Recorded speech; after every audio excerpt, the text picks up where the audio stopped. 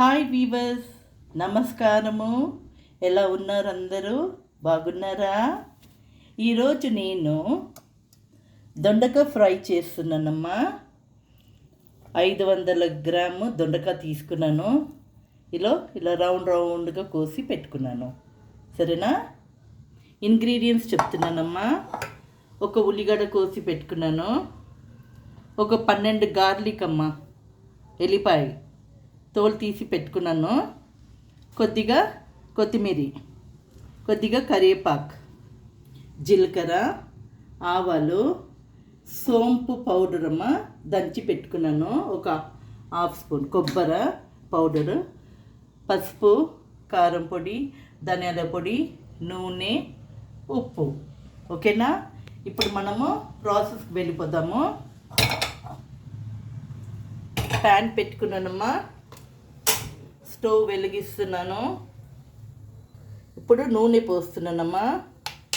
నూనె 3 స్పూన్స్ పోస్తున్నాను. జీలకర్ర వేసుకుందామమ్మా. హాఫ్ స్పూన్ జీలకర్ర, కొద్దిగా ఆవాలు,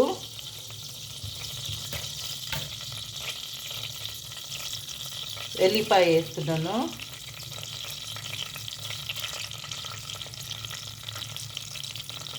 ఇప్పుడు ఉల్లిగడ్డ వేసుకుందామమ్మా. లైట్గా బ్రౌన్ కావాలి. కరివేపాకు వేసుకుందాము. పసుపు వేసుకుందామమ్మా. హాఫ్ స్పూన్ పసుపు, కారం పొడి,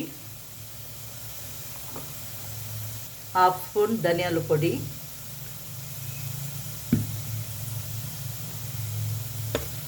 ఇప్పుడు దొండకాయ కూడా వేసుకుందామమ్మా.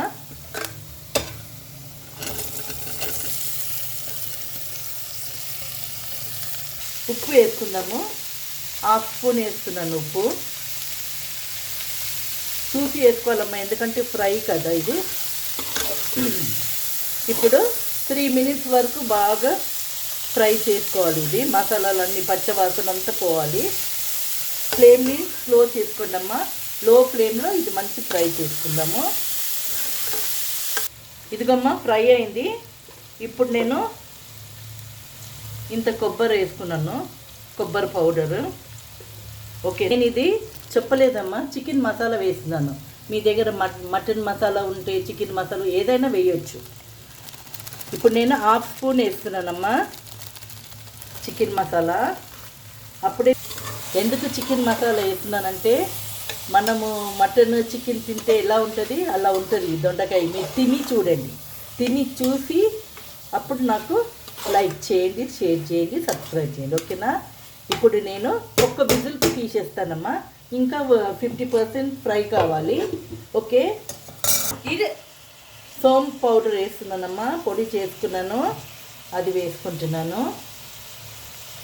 ఇప్పుడు బాగా కలిపేసి మనం మూసేద్దాము. 1 విజిల్కి తీసేసామమ్మా.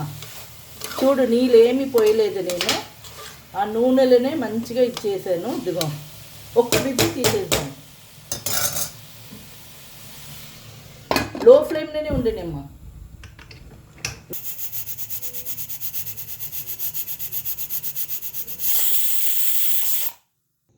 చూడమ్మా, మూత తీసేసాను. చూడు, ఫ్రై అయిపోయింది. నీళ్ళు పోయకుండానే చూడు, నూనెలోనే ఫ్రై అయిపోతుంది. ఓకేనా? ఇప్పుడు మనము కొత్తిమీర, కరివేపాకు వేసుకుందాం కొంచెం, ఒక 2-3 రెప్పలు. ఓకేనా? ఇది దొండకాయ చాలా మంచిదమ్మా. ఇందులో చాలా విటమిన్ B1, విటమిన్ B2 ఉంది ఇందులో. ఇంకా చిన్నపిల్లలకు కడుపులో పురుగులు ఉంటే కూడా చాలా మంచిది. దొండకాయ తింటే క్లీన్ అయిపోతుంది. ఇంకా పెద్దవాళ్ళకు కూడా బీపీకి చాలా మంచిది. ఇంకా డెలివరీ అయిన తర్వాత పాలు రాదు కదమ్మా చాలామందికి. ఈ దొండకాయ తింటే పాలు బాగా వస్తుంది. సరేనా? ఇది మీకు నచ్చిందంటే లైక్ చేయండి, షేర్ చేయండి, సబ్స్క్రైబ్ చేయండి. Okay, bye bye.